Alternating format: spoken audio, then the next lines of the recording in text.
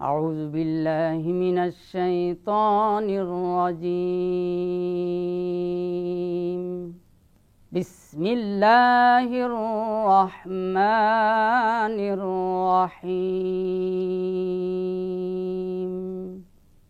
ولا يحسبن الذين يبخلون بما آتاهم الله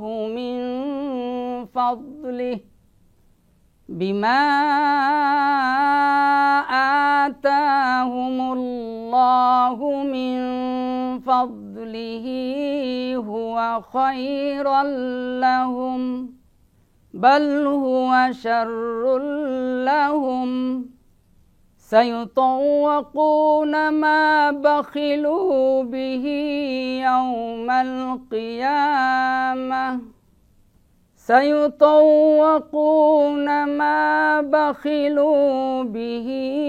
يوم القيامة ولله ميراث السماوات والأرض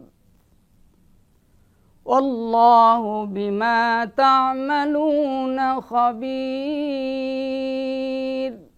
والله بما تعملون خبير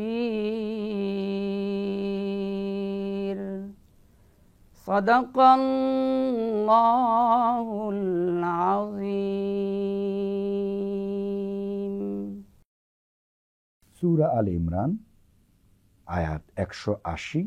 আর আল্লাহ নিজ অনুগ্রহে যাহা তাহাদের দিয়াছেন তাহাতে যাহারা কৃপণতা করে তাহাদের জন্য উহা মঙ্গল, ইহা যেন তাহারা কিছুতেই মনে না করে, না ইহা তাহাদের জন্য অমঙ্গল।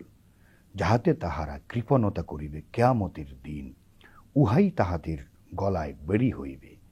আসমান ও জমিনের সত্ত্বাধিকার একমাত্র আল্লাহরই।